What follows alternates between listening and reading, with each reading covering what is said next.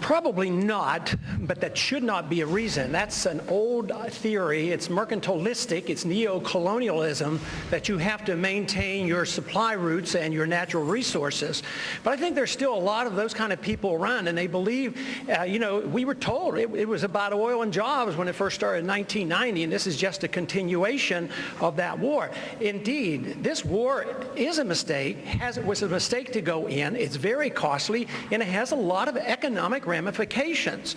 We're going broke. We have this huge deficit. We're spending nearly $1 trillion with maintaining our empire overseas, and that's a cost. Right now, we own foreigners $2.7 trillion. No wonder they have money to come back in here and buy stuff up, and then we object. But that has to do with our monetary system as well as our foreign policy. So if we want prosperity, we have to change our foreign policy. We have to live within our means, but we can't maintain a reserve currency where all our greatest export today are paper dollars. We create money out of thin air, and they still accept it as if it was backed by gold. And that is the reason all this money goes overseas, and at the same time we finance all this military activity overseas. It's bankrupting this country. And not only that, it's a threat to our personal liberties here, and it's going to be a threat to our economy because we are beginning to live beneath our means. And that is a natural consequence of what happens when you live beyond your means. So we must change our policy both overseas and domestically. Do you believe that, Senator Brownback, that we would have gone to war in Iraq if we weren't so dependent on Middle East oil? I don't believe that in the least. We went to Iraq on the war in Iraq. What I voted for was a war on terrorism. In Afghanistan was where the Taliban was, where Al-Qaeda was located, was run by the Taliban. And we saw in Iraq what we thought was the mixture of terrorism and weapons of mass destruction. And it was in 2003. This was in close proximity to 2001 when we had the 9/11 crisis. And I wasn't about to trust that Saddam Hussein wasn't going to mix terrorists with weapons of mass destruction. Now, we haven't found the weapons of mass destruction. But that doesn't mean we leave. And I think the Bush administration has generally done well military, and I think the military has done a fabulous job.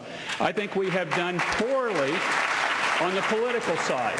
And this Friday, Joe Biden and I are getting together in Des Moines, and we're going to be talking about the political side, a three-state solution in Iraq. This is what ultimately is going to happen.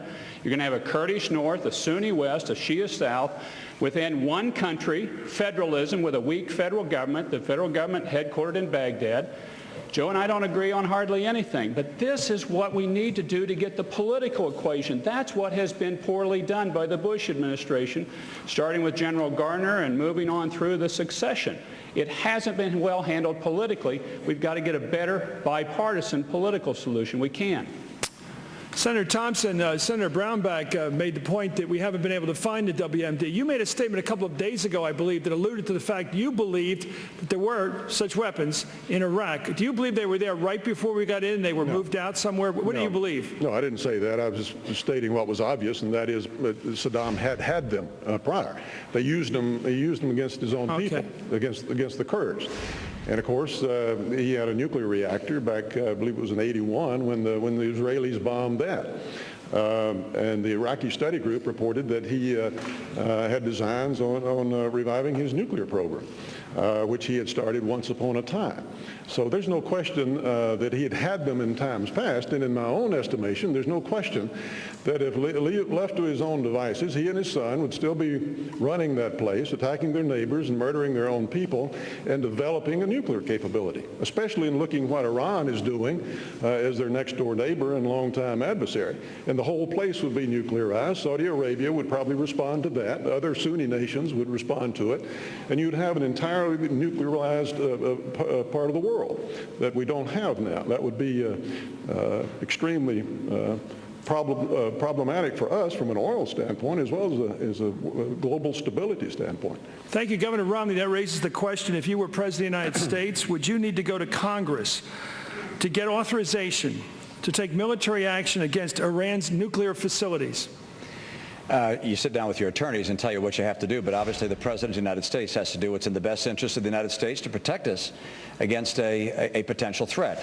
The President did that as he was planning on moving into Iraq and received the authorization of Congress. Did he need it? We're going to let the lawyers sort out what he needed to do and what he didn't need to do, but certainly what you want to do is to have the agreement of all the people in leadership of our government, as well as our friends around the world, where those circumstances are available.